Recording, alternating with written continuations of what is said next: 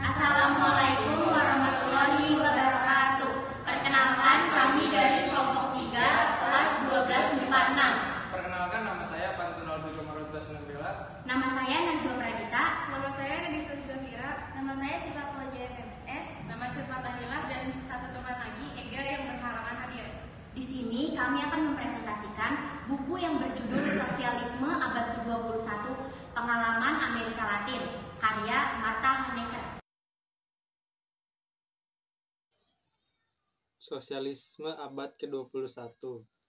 Sosialisme adalah istilah politik yang digunakan untuk menjelaskan interpretasi prinsip-prinsip sosialis yang pertama kali dianjurkan oleh Heinz Dieterich pada 1996 dan kemudian oleh pemimpin Amerika Latin seperti Hugo Chavez dari Venezuela.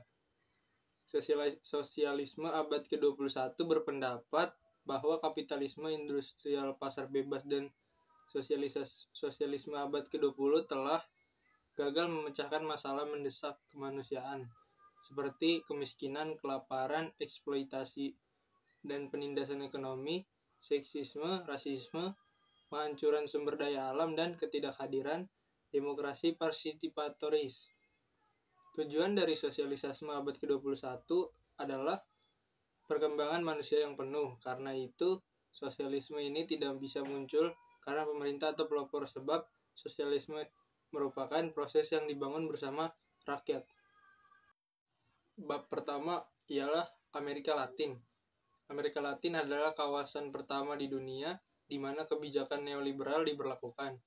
Amerika Latin juga kawasan pertama di dunia di mana kebijakan-kebijakan ini ditolak karena hanya meningkatkan kemiskinan, memperparah kesenjangan sosial, merusak lingkungan hidup, dan memperlemah kelas buruh dan gerakan-gerakan rakyat pada umumnya.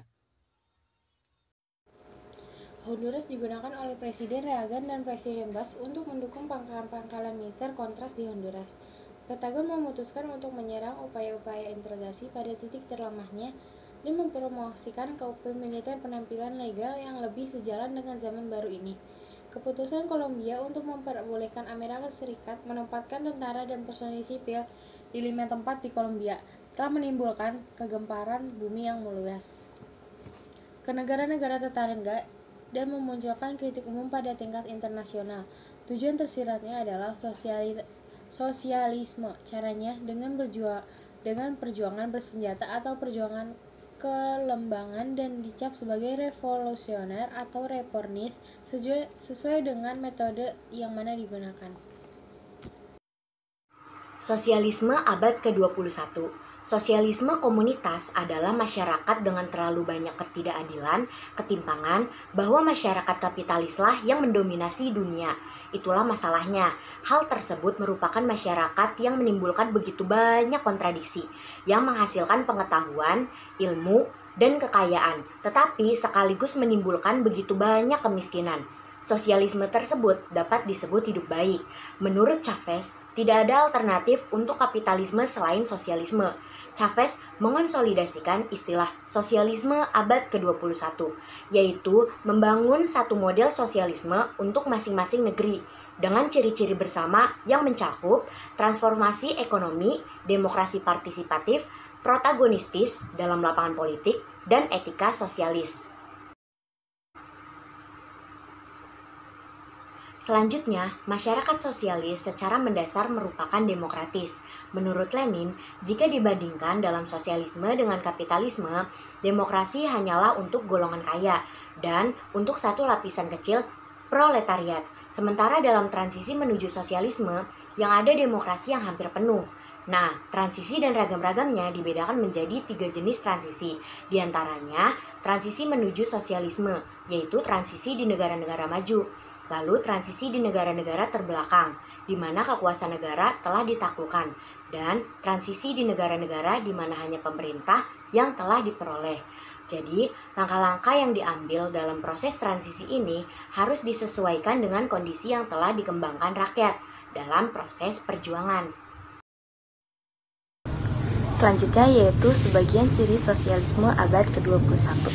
Menurut pendapat beberapa pemikir dan pemimpin politik, seharusnya menjadi ciri sosialisme abad ke-21, yaitu demokrasi partisipatif dan partisipasi progresistis dengan menciptakan ruang yang cocok untuk partisipasi akan hanya sekedar bicara kalau tidak diciptakan ruang-ruang yang layak yang di dalamnya bisa berlangsung proses-proses partisipatoris secara bebas dan penuh. Dari demokrasi perwakilan ke demokrasi berdelegasi atau demokrasi sosialah menciptakan sistem dari pemerintah oleh rakyat, dari rakyat, dan untuk rakyat. Sistem utusan atau delegasi atau sistem juru bicara bukanlah sekedar satu bentuk perwakilan politik, juga bukan sekedar sistem pemilihan umum. Model ekonomi baru yang sedang dibangun ini harus amat sangat memperhatikan krisis ekologi dan perjuangan melawan konsumerisme.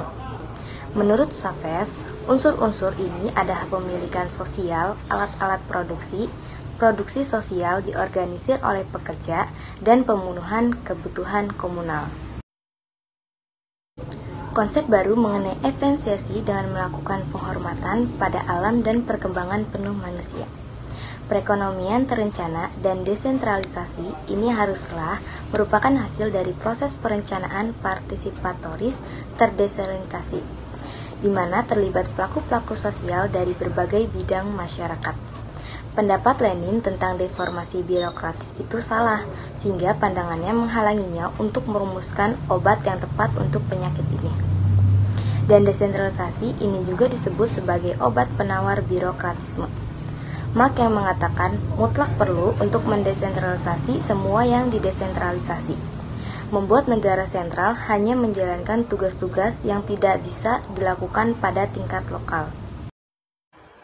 Kemana kita bisa maju ketika pemerintah berada di tangan kita?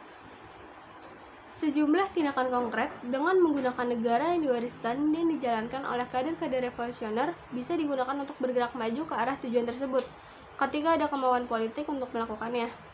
Tindakannya dapat berupa gerak ke arah integrasi regional baru yang ditunjukkan oleh adanya pembentukan ALBA, Pettokarib Delsur, Bank Selatan, UNASUR, dan Dewan Pertahanannya.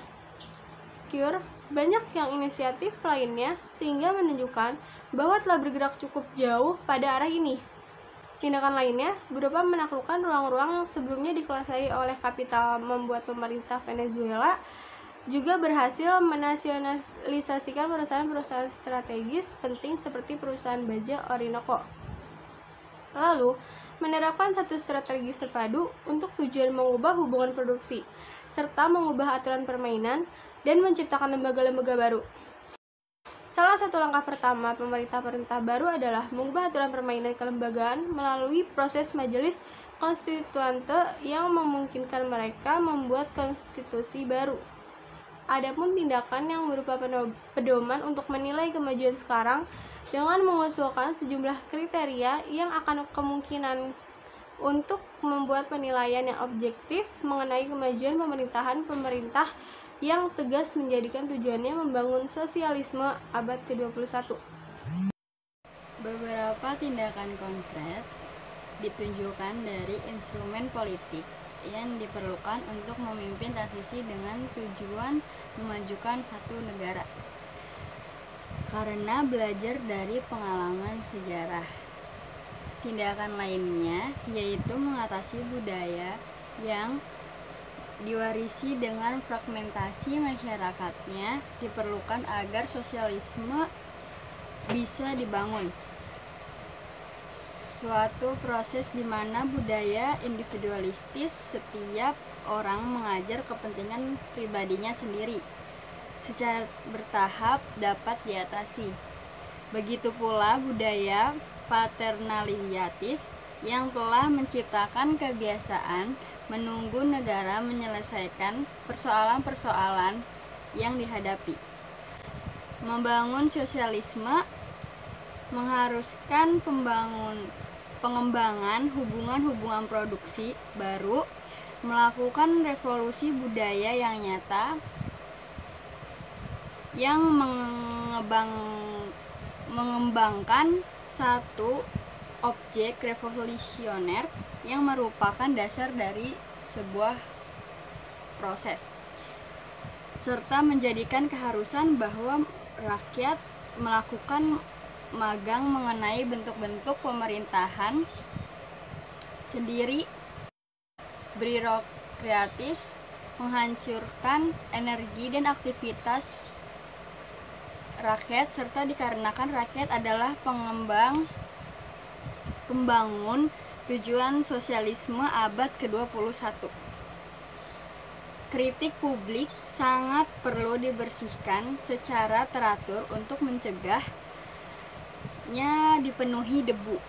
Penting bahwa kesalahan-kesalahan atau penyimpangan-penyimpangan yang dilakukan oleh para pemimpin tidak didiamkan. Kalau tidak, ketidakpuasan rakyat akan bertambah-tambah dan bisa meledak setiap saat. Tetapi jika saluran-saluran untuk mengungkapkan ketidakpuasan itu dibuat, kesalahan tidak dikenali dan diperbaiki tepat pada waktunya.